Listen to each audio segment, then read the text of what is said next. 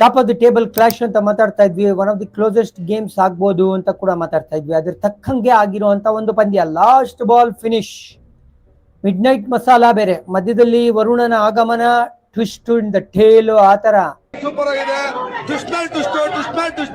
ಎರಡನೇ ಭಾಗ ವೇಟ್ ಮಾಡ್ಬೇಕು ನಾವು.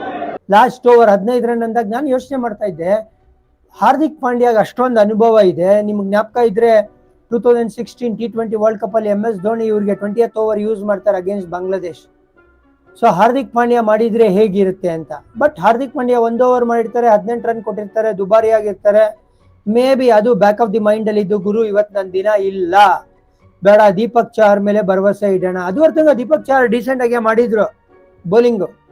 ಬಟ್ ಡೆತ್ ಅಂತ ಬಂದಾಗ ಸ್ವಲ್ಪ ಸ್ಪೆಷಲ್ ಸ್ಕಿಲ್ ಬೇಕಾಗುತ್ತೆ ರೀ.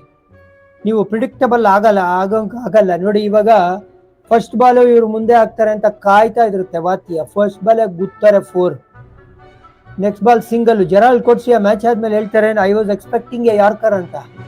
ಅಂದ್ರೆ ಡೀಪ್ ಇನ್ ದ ಕ್ರೀಸ್ ಕಾಯ್ತಾ ಇದ್ರು, ಮೆಂಟಲಿ ಪ್ರಿಪೇರ್ ಆಗ್ಬಿಟ್ಟಿದ್ರು. ಸೊ ಮೆಂಟಲಿ ಪ್ರಿಪೇರ್ ಆದ್ರಿ ಅಂದ್ರೆ ಹ್ಯಾಂಡ್ ಐ ಕೋಆರ್ಡಿನೇಷನ್ ಆಟೋಮೆಟಿಕಲಿ ಬರುತ್ತೆ. ಇವ್ರು ಹಾಕ್ತಾರೆ full and delivery deep in the crease, pick ಮಾಡಿ one of the best sixes ನಾನು ನೋಡ್ತೀನಿ. ಆ ಥರ ಹೊಡೆಯೋದವರು ಢಮ್ ಅಂತ. ಅದಾದ್ಮೇಲೆ ಇಂದ ಹೋಯ್ತು ಗುರು ಮ್ಯಾಚ್, ನೋ ಬಾಲ್ ಬೇರೆ ಆಗುತ್ತೆ. ಸರ್ಪ್ರೈಸ್ ಮಾಡ್ಬಿಡ್ತಾರೆ ಶಾರ್ಟ್ ಬಾಲ್ ಇಂದ, ಫುಲ್ ಹೊಡೆಯಕ್ಕೆ ಹೋಗಿ ಕ್ಯಾಚ್ ಔಟ್. 1 ಬಾಲ್ 1 ರನ್ ಗೆಲ್ಲಕ್ಕೆ ಟೈ ಆಗಿರುತ್ತೆ. 1 ಬಾಲ್ 1 ರನ್ ಅವಾಗ್ಲೂ ಟೈ ಮಾಡ್ಕೋಬೋದಾಗಿತ್ತು ಮುಂಬೈ ಇಂಡಿಯನ್ಸ್.